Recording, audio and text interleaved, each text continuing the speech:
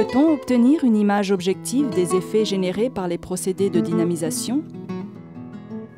Nombre de chercheurs ont partagé ce souci, comme par exemple le japonais Masaru Emoto, qui dans son livre Les messages de l'eau a sensibilisé des milliers de gens avec le langage des cristaux d'eau.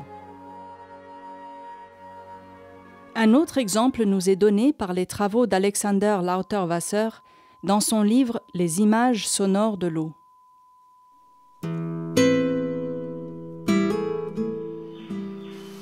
Pour réaliser cet objectif, Aquadine a choisi la méthode de la cristallisation sensible au chlorure de cuivre.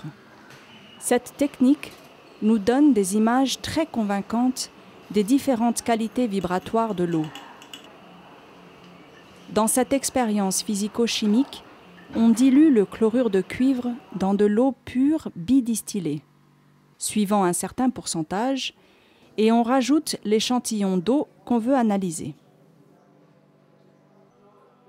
On procède de même pour tous les échantillons d'eau ayant subi les différents traitements qu'on veut objectiver. On met au four pendant 15 heures ou 24 heures au plus, et il y a donc évaporation de cette petite quantité de solution de 5 ml. L'eau évaporée laisse alors apparaître les cristaux de chlorure de cuivre dont la répartition suit des lignes de force générées par les champs électromagnétiques présents dans l'eau de la dilution. On peut alors comparer les échantillons répartis sur la plaque en verre.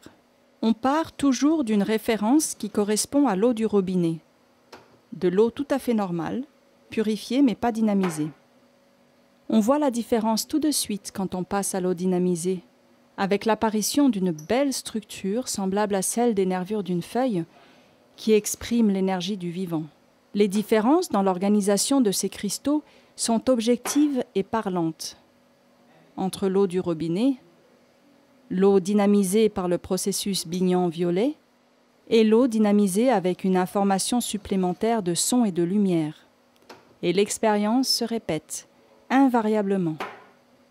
À partir du moment où on dynamise cette eau, cette structure apparaît, une structure d'ordre, d'harmonie et de beauté.